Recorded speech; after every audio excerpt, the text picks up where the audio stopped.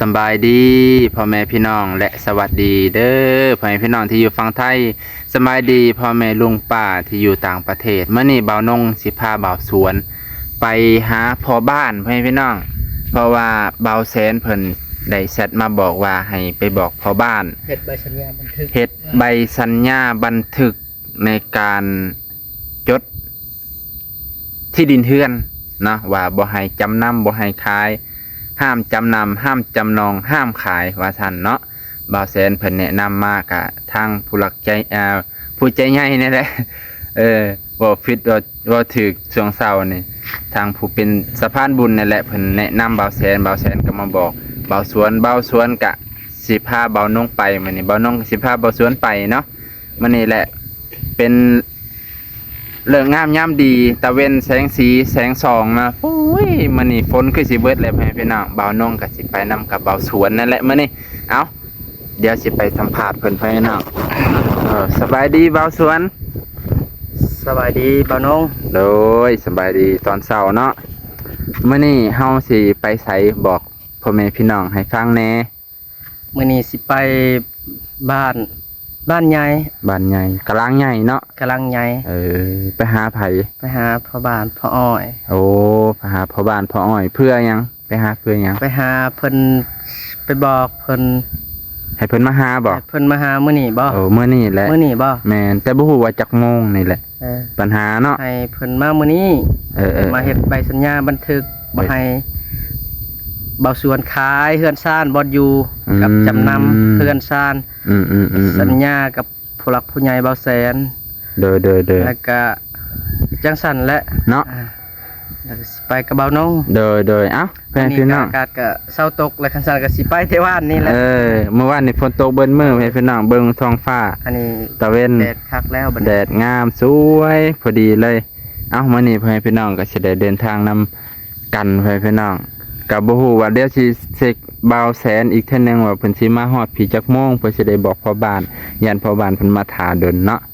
เอ้าเฮาสิเดินทางไปนำกันนี่แหละรถคันเก่าคันเดิมเพิ่มเติมบ่าวสวนไปนำมื้อนี้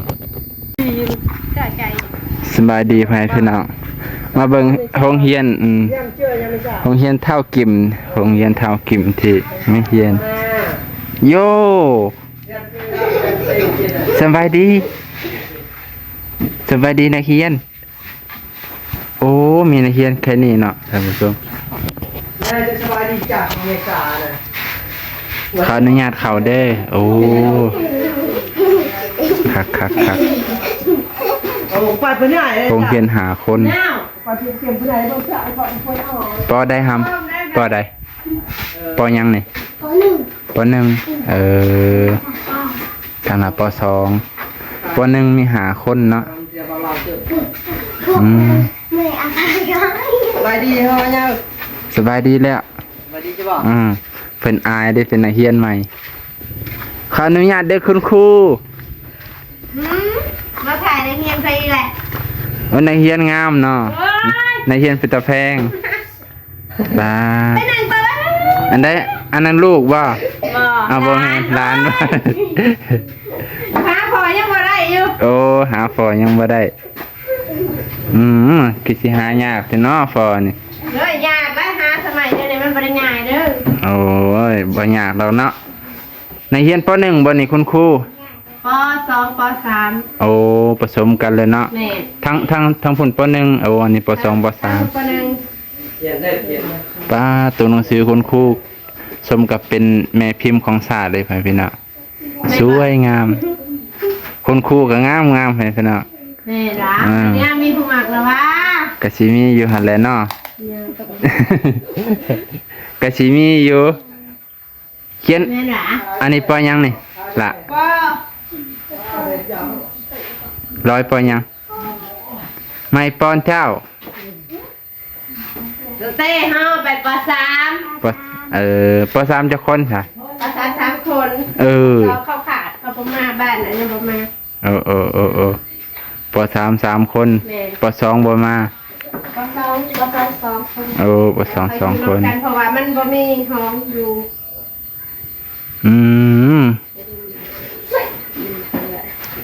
จ๊ะเอ เฮียนนำบ่น่ะ แม่น หลานน้อยเนี่ยมาเฮียนนำบ่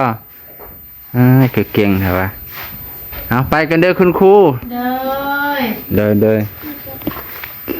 นี่แหละโรงเรียนเท่าเก็มกับนางหยังก็ฮะ นางกิน นางพินเอาอันนี้นักเรียนบ่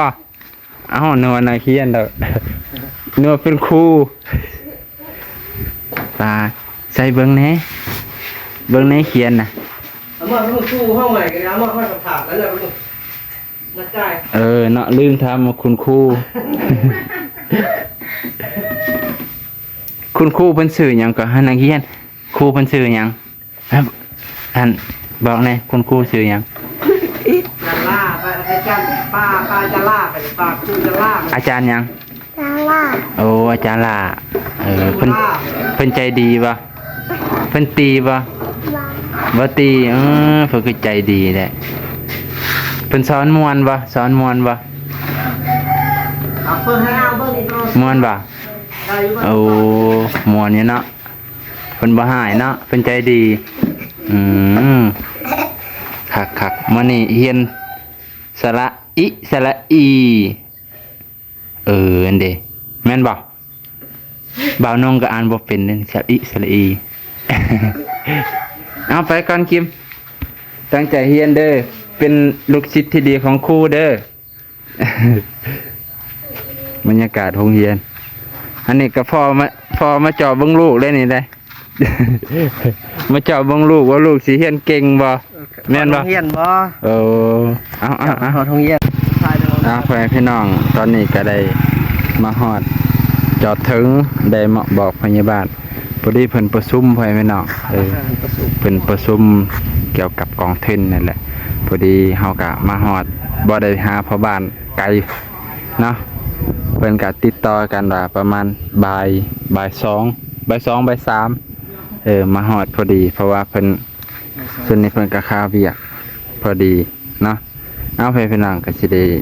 เดี๋ยวพาไปปุ้นไปทางในก่อนเข้าไปเบิ่งหมู่บ้านเก่าของบ่าวสวนสมัย นี่เป็นวัด เป็นอยู่เป็นวัด อันนี้ก็จะเป็นวัด บ้านบ่อสวนบ้านเกิดและบ้าน วัดบ้านบ่าวสวนบ้านบ่าวนงสมัยตะกี้ก็อาศัยเดินวัดนี่แหละทั้งพุ่นสิเป็นโรงเรียนไปพี่น้องทะลุไปโรงเรียนเนี่ยก็จะเป็นวัดเก่าวัดใหญ่มีครูบาอยู่องค์เดียวเนาะเดี๋ยวสิพาไปเบิ่งปูนบรรยากาศทำไมจะเป็นบรรยากาศเก่าๆของบ้านสมัยแต่ก่อนไปพี่น้องไปโอเคพ่อแม่พี่น้องหลังจากที่พาบ่าวสวนไปหาพ่อบ้านเพื่อเฮ็ดการสัญญาเนาะสัญญาในการสัญญาเกี่ยวกับเพื่อนนี่แหละบันทึกเกี่ยวกับบทบันทึกการสัญญานี่แหละว่าบ่จำนำบ่ขายว่าสันเท่าไว้พี่น้องมื้อนี้พาบ่าวสวนไป2คนลุยกัน2คนเลยมื้อนี้โอ้ยเฮาก็มาฮอดประมาณ 12 โมงพี่น้องออกตั้งแต่8 โมงเช้าเนาะ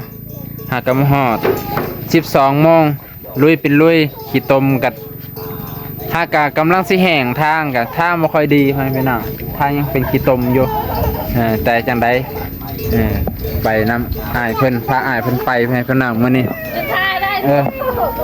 ปลาโตเอ้ยน้อยเพิ่นเฮ็ดอิหยังมาลุงพุ่งนั่งแท้ยังถ่ายดิยังบ้าน มื้อนี้ก็ถือว่าบ่าวน้องก็พาบ่าวสวนไปธุระเฮ็ดภารกิจเฮ็ดธุระเนาะเพราะว่าบ่าวแซนเพิ่นบอกไว้ว่าสิมามื้อนี้มาเฮ็ดการบันทึกบทบันทึกการเฮ็ดบทสัญญาถ่ายรูปนึงเส้นน่ะ เพื่อเซ็นสัญญาห้ามจำนำห้ามจำนองว่าซั่นเถอะให้พี่น้อง เฮียนน่ะ ถือว่า นี่ท่าน ทางพ่อบ้านกับเพิ่นว่าติดภารกิจคือกันพี่น้องทางพ่อบ้านก็ติดภารกิจก็คือย่านเพิ่นมาบ่ได้เพิ่นน่ะทางพ่อบ้านเพิ่นมีการประชุมมีหยังเกี่ยวกับทางเมืองแหละทางเมืองทางอำเภอว่าซั่นเถอะทางอำเภอทางเมืองเพิ่นมาประชุมทางบ้านย่านพ่อบ้านก็มาบ่ได้เพิ่นว่าถ้ามีเวียกจำเป็นแห้งก็สิให้บ่าวสวนไปหาพ่อบ้านอีกเทื่อนึงไปเซ็นสัญญาไปเซ็นอยู่บ้านเพิ่นอยู่บนที่เพิ่นประชุมนั้นแล้วขอฮอดเวลานั้นค่อยโทรหาอีกเทื่อนึงไปพี่น้องเนาะ เพราะว่า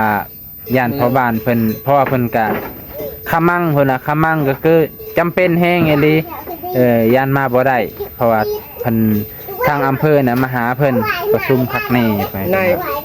เจ้าเมืองเลย เจ้าเมืองนั่นแหละเนาะนี่แหละบ่าวน้องก็ถือว่ามื้อนี้อากาศบ่ค่อย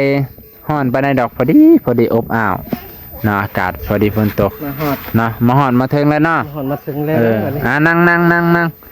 เนาะตั้งแต่เช้าเพิ่นเช้านี่พอดีบ่าวน้องมานี่แหละมาเปิดเน็ตขึ้นเห็นบ่าวแสนเพิ่นแชทมาก็เลยมาบอกบ่าวสวนไปเนาะก็เลยมาไปน้ำเพิ่นมานี่พาเพิ่นไปแม่นไปน้ำเพิ่นพาบ่าวสวนไปมานี่โอ้สุดยอดเลย ไป เดินทาง มาฮอดแล้วบัดนี้ มาแล้วเนาะอืม มาฮอดแล้วโดยบัดนี้ มาฮอดแล้วก็ถ่าติดพ่อบ้านบ่ฮู้ว่าพ่อบ้านสิมาได้หรือบ่ปัญหานั่น ก็ ยันมันเฮาสิได้ไปหาเพิ่นนี่บ่พาบ่าวแซนไปหาพ่อบ้านไปจัก ก็ เนาะ ได้ ก็ได้คือกันเนาะ โดยคือเทินว่าเพิ่นไม่ มีเวียก มีเวียก ทางพ่อบ้านมีเวียก มา นี่ ประชุมในบ้านนี้ ก็ไปกับครอบผู้ใหญ่เพิ่นก็ค่าในหันและอยู่ในกองประชุมหันแต่ละมื้อก็บ่ได้ค่าดอก แม่นแต่ละเทื่อก็บ่ค่าดอกแต่มื้อนี้เพิ่นค่าเพิ่นจำเป็นแฮงว่าซั่นเถอะเพิ่นก็เลยมาบ่ได้พ่อแม่พี่น้องจำเป็นแฮงทางพ่อบ้านเพิ่นก็จำเป็นแฮงทางอำเภอเพิ่นมาหาประชุมเกี่ยวกับหยังก็บ่รู้แหละพ่อแม่พี่น้องเอ้าจังได๋ก็อย่าบ่น้องก็ เวียกบ้านนั่นแหละเวียกบ้านเวียกเมือง เวียกบ้านเวียกเมืองเนาะคิดว่า บ่แม่นอำเภอบ่แม่น เวียกบ้านเวียกเมืองเพิ่นมาประชุมเห็นเช้านี่หลายคนเนาะ โดย เต็มห้องการอยู่ตัว เป็นของการเจ้าก็ได้ทายบ่บางหัน ถ่ายอยู่ ทายอยู่บ่ ถ่ายไว้หน่อยหนึงก็บ่อยากถ่ายหลายยันเพิ่นว่าให้ถ่ายพี่สังอีกอ้าวเพิ่นบ่ฮู้ใช่ว่าเฮาเป็นนักข่าวเป็นยูทูบเบอร์มื้อนี้เฮาสิบ่ได้ไปทางเก่าบ่ จังหว่า อันว่าดอนศาสตร์เนาะ ทางได้ ดอนศาสตร์ทั้งนี้และทางเก่าแหละป้าตเฮาก็สิได้โค้งไปทางเก่าใครในดอกมันแดดแล้วใครแน่ดอกดอนศาสตร์ก็บ่ได้ไกลปานใดพอดีแหละฮอดมองน้ำน่ะก็สิได้อาบน้ำอาบท่าเย็นๆ บ่ว่าติเฮาก็จนให้น้ำมันลด ฮะ ให้น้ำมันลดให้เพิ่นเลย อันพ่อใหญ่บ้านนั่นบ่จักเพิ่นก็ค่าเวียกเนาะค่าน้ำมันน่ะก็ถือว่าเฮาให้ค่าเส้นซะค่าเส้นค่าประทับตาหรือเพิ่มให้อีก30ผู้ละ30ผู้ใดอยู่ก็ให้30ผู้ใดบ่อยู่ก็ผู้ใดเส้นให้ก็อันนั้น ได้30แล้วทับตาก50,000แล้วเลยนะฮะแล้วว่า ก็ให้อีกตัว แต่ว่าเท่าใดก็บ่ฮอดดอก5-6แสน บ่ถ้าเพิ่น บันทึกหรือว่าแสนบ่หรือว่าจัก โอ้ยบ่แพงปานนั้นดอก เงินให้เพิ่น คนเฮ็ดพาสปอร์ตนั่นถ้าได้เขาให้ 20,000 เปลี่ยนเป็นลายเส้นบันทึกแล้วก็บันทึกเลยเงินตัวนั้นน่ะแล้วพอก็เพิ่มขึ้นอีกเอาจกใส่อีกแม่นบ่ บ่ก็บ่ให้หลายปานใดดอกแค่บันทึกซื่อๆ30 50ก็พอแหละ สำนั้นแหละ บ่แม่นพอสิเฮาก็บ่ได้ ที่เฮาบ้านเฮาเมืองเฮา มันมัน แต่ว่าแสน ค่าน้ำมกน้ำมันค่าน้ำจิตน้ำใจซื่อๆดอกที่จริงอ่ะมันเป็นเวียกของเพิ่นอยู่แล้วการที่จะเฮ็ด บ่แม่น ธุรกิจให้ บ่แม่นธุรกิจนะคือว่าเวียก การที่จะเฮ็ดให้ภาระเฮ็ดให้ เป็นพ่อบ้าน เป็นพ่อบ้านแกให้ลูกบ้านบ่แม่นเฮา บ่ สิ แม่นเพิ่นอยากเอา 4-5 แสน บ่ดอก ฮอดดอกพุ่นให้ มันบ่ฮอดดอก อันนั้นคน คันจังซั่นมันก็ฮ้วย ข่อยก็บ่ได้ให้แล้ว มันก็สับเฮาซ้ำกับเฮาไปเฮ็ดแนวผิดแล้วปิดบังปิดปากพ่อบ้านและ 4-5 แสนเอ้ามื้อนี้ฮะก็สิจบเพียงเท่านี้พ่อแม่พี่น้องเดี๋ยวค่อยเบิ่งบรรยากาศตอนเซ็นสัญญาก่อนเซ็นสัญญาซะอย่าว่าบันทึกอะบทเซ็นสัญญา บ่ให้ขายเฮือนชาน บ่ให้ขายเฮือนซ่านให้รักษาไว้ให้รักษาคงไว้คือเก่าคือเดิมพุ่นแหละจนฮอดลูกฮอดหลานตราบเท่านิรันดรว่าซั่นเถาะแม่พี่น้องอันนี้แหละบทบันทึกเอ้ามื้อนี้ก็ขอขอบใจขอบพระคุณหลายๆที่สนับสนุนการเดินทางของบ่าวนงและบ่าวสวนมานี่โดยเจ้าภาพบ่าวสวนนี่แหละเติมน้ำหมกน้ำมันไป ฮอดทีบอย่างแน่นอนพี่น้องแค่ใส่น้ำมันรถรถเบานุ่งนี่ไปได้ทุกทีก็ให้เติมน้ำยังซื่อนะ ประมาณ บ่แม่นเติมอันอื่น